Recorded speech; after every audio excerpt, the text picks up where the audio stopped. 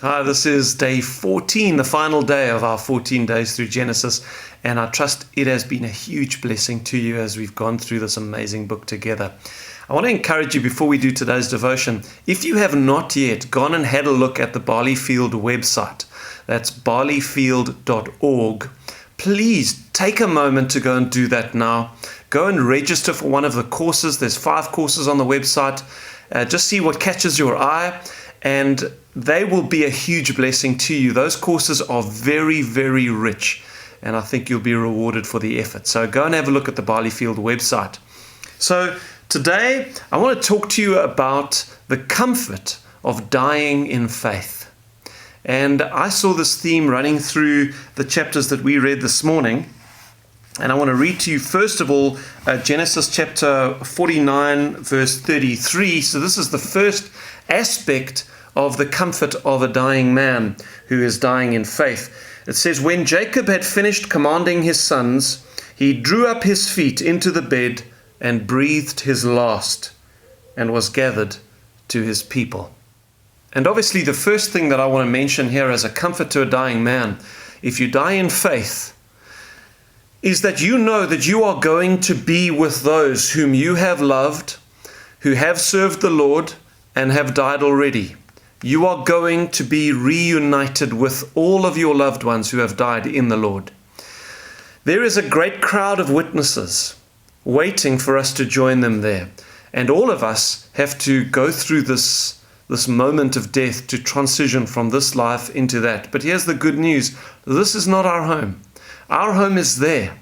And we have friends and family waiting for us there. We will be gathered together with our people. And that is a huge comfort to the Christian, knowing that death is actually a victory. It is a doorway into our real life, the life that we will share with many loved ones and many new friends that we'll make there for eternity. But there is another benefit of dying in faith, and I want to bring this out from the comments that both Jacob and Joseph, his son, make at their deaths. The first one we see, Jacob, this is Genesis 48, verse 21. Then Israel, Jacob's other name, said to Joseph his son, "Behold, I am dying, but God will be with you and bring you back to the land of your fathers." Behold, I am dying, he says to his son whom he loves, but God will be with you and he will bring you back to the land of your fathers. And you'll see that many, many years later, when Joseph himself dies, he says the same words to his sons. This is Genesis chapter 50, verse 24. And Joseph said to his brethren, "I am dying, but God will surely visit you and bring you out of this land to the land which he swore to Abraham, to Isaac, and to Jacob." I'm dying, but God will visit you. I want to read you the note that I made this morning in my little workbook.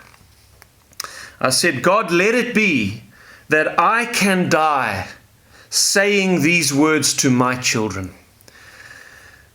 Saying these words, "I am dying, but God will be with you, and his good plans for you will continue to unfold, for he has promised you an inheritance." And I say, let it be, O God, that when I die, I can say those words to my children. I say that because in order for those words to be able to apply to my children, they themselves will have to be saved. It is only to those who have faith in Jesus Christ, who have had their sins washed away in his blood, and who are looking to him for salvation. It is only the Christian who knows the good plans of God and his providential care and kindness to them. So it's not a given that I will be able to say to my children, "I am dying, but God will be with you, and his good plans for you will continue to unfold, for he has promised you an inheritance."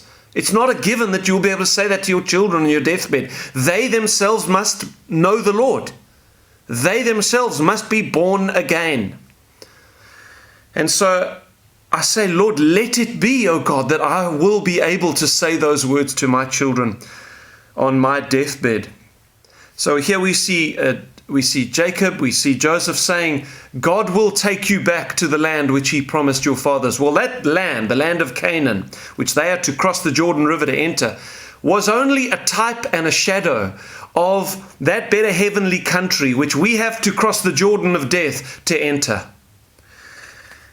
Each of us must cross that Jordan by following Jesus, our Savior, as they followed Joshua over the Jordan to enter the promised land. We've got to follow Jesus over the Jordan of death in order to enter the promised land of heaven.